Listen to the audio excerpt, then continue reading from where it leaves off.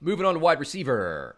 Back to Thursday Night Football. Cincinnati versus Cleveland. Cincinnati, I have actually the projections here kind of suck for Cincinnati as wide receivers. I think it's because of Joe Burrow's passing. Again, not throwing shade at Joe Burrow. I like him, but he's just a young guy. He's got to acclimate. I liked what I saw in the fourth quarter from Burrow. Can he move that and extend into this week? I don't know. But the bottom line is, on your roster, if you drafted well, you probably have better options than A.J. Green and Tyler Boyd. But if you need to start him, go ahead and start him. I don't think the projections are that bad. I just think you can do better. Now, in my opinion, you could probably pick up like a Paris Campbell off of waivers and plug him in, and he'd be a more viable play this week against Minnesota's secondary. That's just my opinion. Cleveland on the other side. Odell Beckham, I have an awful projection on. I don't love it at this point. Like I said with Baker Mayfield, I'm in wait-and-see mode. I have Beckham on a couple of my rosters. I'm going to sit him until he proves that, this offense is working, and I do think that will come. Jarvis Landry is the receiver to start here if you want one, and I don't have a great projection on him either. Let's see here. Atlanta versus Dallas. Atlanta, look, you could Julio Jones, Kelvin, Ridley, pencil him in. Big question for me is Russell Gage. He got 12 targets. I think over the course of the season, Hayden Hurst will get more of those targets than he got in week one. I think Hurst had like 5 targets. It'll be Gage and Hurst. Daily fantasy, I like Gage as kind of a lower value play, but I don't think he's a guy you're going to count on in your redraft league this week. And I do think Hurst bounces back. Spoiler alert for the tight end section. Dallas, Amari Cooper, Michael Gallup starts.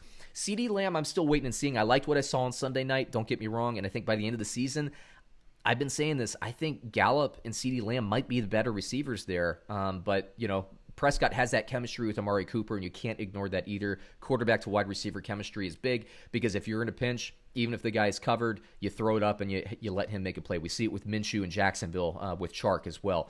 If a quarterback will throw to a receiver even when that receiver is covered, both of them have value. So I do have, like I said, start grades. I'm going to wait and see on CeeDee Lamb, but I like him quite a bit. If you want to start him, you're kind of rolling the dice there, seeing more as a daily fantasy play personally. Buffalo versus Miami. Miami, I don't care what's going on in injury. It's Buffalo's defense. I think Miami's going to have a tough day. I'm sitting all of the wide receivers. For Buffalo, I have Stephon Diggs actually as the start. Last week I had John Brown as the start over Diggs. This week I think it's Diggs over Brown. And I'm actually a sit on Brown. I like Brown quite a bit. I'm higher on him than just about everybody else, but this week I'm going to sit Brown, and I think Diggs busts out. Carolina versus Tampa Bay. DJ Moore is a start. He could have had a touchdown this close last week. If you watch that game, doesn't show up on the stat sheet. Teddy Bridgewater, this close to having 2 or 3 touchdown passes. Again, that doesn't show up on the stat sheet. Robbie Anderson, he got the touchdown last week. I think he's a start. I do still think DJ Moore's the guy here, but the bottom line is this offense is going to be fun to watch. Carolina is putting in this spread offense. I think it's going to be very good as we move forward through the season.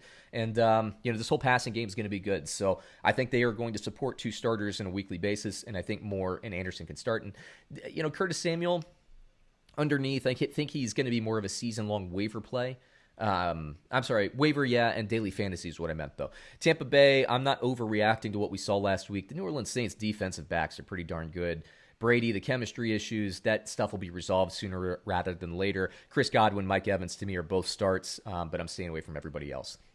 Denver versus Pittsburgh. If Sutton plays, I don't like the matchup, but you start him. And if you start him, daily fantasy-wise, I like Judy. They were trying to feature him. It was a tough draw for Judy, man, playing against the Tennessee Titans defense, which I think is also very tough. Sutton will help Judy and vice versa. So I would venture to say against Pittsburgh's defense, only one of them will produce. So if Sutton plays, he can play him. Pittsburgh, I love the offense. Smith-Schuster's definite start. Deontay Johnson at this point is questionable, but I think you can start him. If you don't, then I think you'd be fine starting Claypool and James Washington, to be honest with you. Let's see. We got Detroit versus Green Bay. If Golladay plays, he's a start, and I like Marvin Jones if Golladay plays. Actually, I like Marvin Jones regardless as a kind of a sneaky flex play in a deeper league. Green Bay versus Green Bay on the other side. Devonte Adams is a start. If I have to bet on one wide receiver in Green Bay at this point, Allen Lazard looks physically better to me than Valdez-Scantling. Valdez-Scantling also missed some opportunities. You could look at that one or two ways.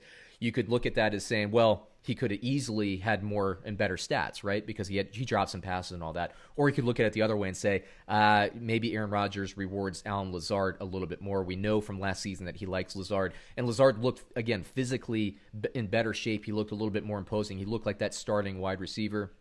If I'm making a bet this week, I'm betting on Lazard over Valdez-Scantling season long, but monitor that situation closely. This offense will support 2 wide receivers. They're better than they were last year. Jacksonville versus who are they playing? Tennessee. DJ Chark's to start. Laviska Shenault, you could start him. I think it's a risk this week. I personally bench him. Tennessee, A.J. Brown, I don't have a great projection on him, but you can start him, I think. Corey Davis had the better statistical game last week. Let me see it twice. Prove it to me twice, and maybe I'll start him, but I'm going to sit him this week. Rams versus the Eagles. I think you can start Kupp and Woods every week, honestly. I have Kupp. I'm probably going to start him this week at wide receiver. Robert Woods, yes, and then we'll let the rest of the receiving core shake out between Van Jefferson and Josh Reynolds. Philadelphia, who's playing? Alshon Jeffrey at this point is questionable. I don't know if he's officially been ruled out or in.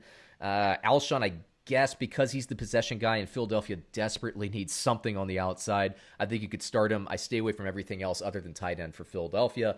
For the, let's see here, Minnesota Vikings and the Indianapolis Colts, Thielen's a start. B.C. Johnson's a bottom grade kind of daily fantasy type guy. I wouldn't put him in my lineup. Indianapolis, I think Paris Campbell will be the wide receiver 1, at least statistically, by the end of the year. He's a start for me, and T.Y. Hilton actually has a great projection on him, so go ahead and start T.Y. Hilton as well if you have him. New York Giants, and by the way, T.Y. Hilton is projected as the 7th ranked wide receiver in terms of my computer projections this week, so there you go. New York Giants, Slayton, start him every week at this point. Every time Daniel Jones, it seems like Daniel Jones and Slayton get together, they produce 2 touchdowns. Just start Slayton every week, everybody. He's a monster.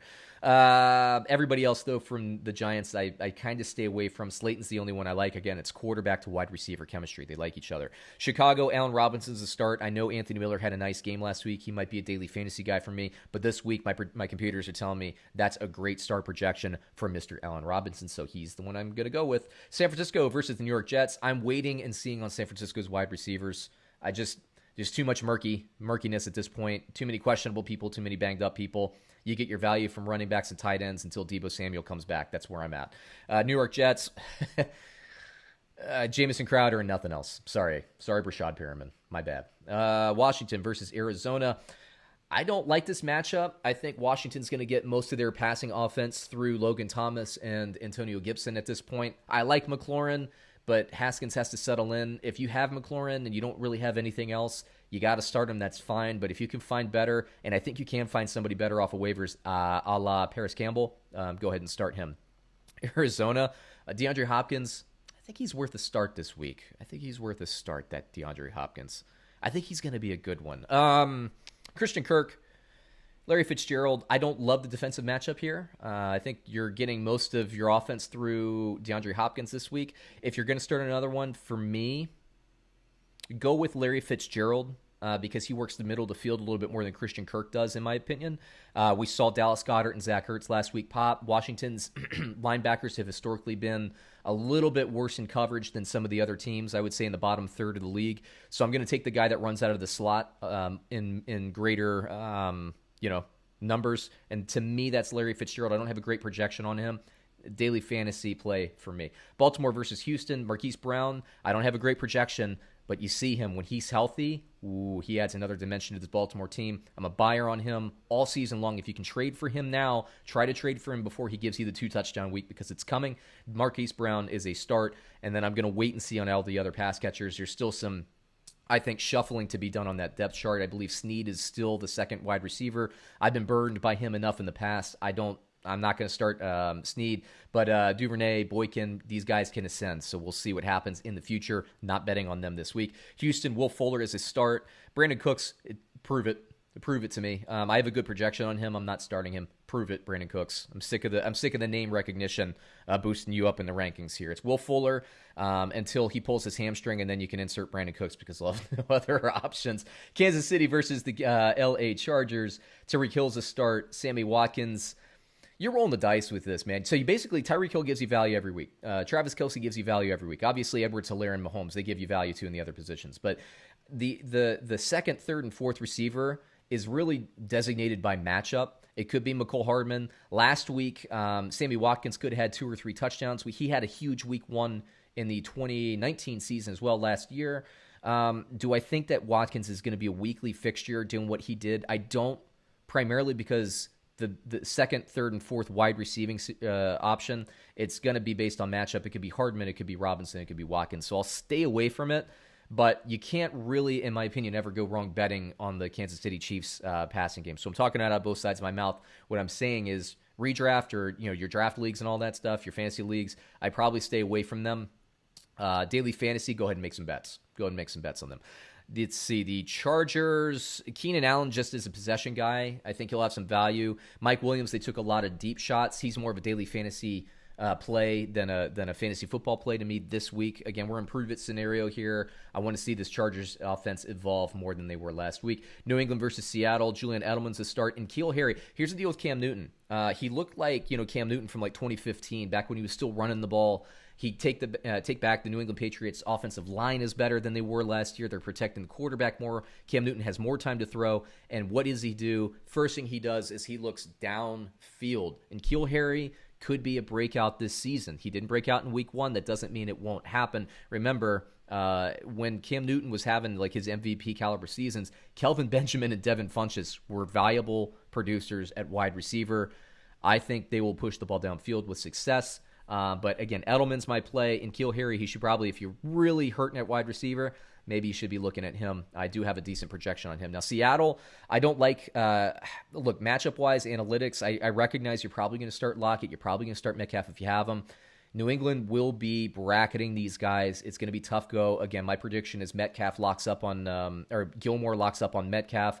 Metcalf has a tough day. Then Lockett is basically double covered so that he doesn't get behind the defense and secondary. I think most of the offense, as I said before, comes underneath. That's my opinion. I'm staying away from it. If they're on your fantasy team, I'm not going to argue with you about it. You want to start them, go ahead. Yeah, they can be weekly long plays. After all, you drafted these guys to beat the matchup, right? Daily fantasy, I'm staying away from them completely. New Orleans, Michael Thomas, ankle. Will he play? Won't he play? New Orleans Saints say he won't. He says he will. If he plays, you got to start him. The annoying thing is it's Monday Night Football, so you kind of have to make your choice on Sunday. Monitor the news, but if Thomas plays and he's in the lineup, you got to play him. That's what it is. Now, if he doesn't play, Emmanuel Sanders is a definite start for me. And then I stay away from everybody else. It'll be like Emmanuel Sanders, Kamara out of the backfield, and then some combination of the tight ends there, with Jared Cook obviously getting an uplift. Las Vegas Raiders, Henry Ruggs is a start. I'm sitting every other wide receiver. This team, I think, will do better once Terrell Williams comes back, depending on whatever's going on with the shoulder. So there you go. Oh, you know what? I forgot to give you some waiver acquisitions for running back. Now, they're probably already gone at this point, but Peyton Barber could get you some red zone carries. Damian Harris is a guy you should pick up if you have an IR slot. Wave somebody, pick Damian Harris up for New England, put him on your IR. Naheem Hines, he's already gone, I'm sure, in your waiver wire cycle. Joshua Kelly, he's probably already gone. Jerick McKinnon, though, is actually still on my waiver wires, and I play in a pretty deep league. He's a guy I said because of the wide receiver issues at San Francisco, I think he'll have starting numbers at running back just because I think they'll need to use him a little bit more out of the backfield.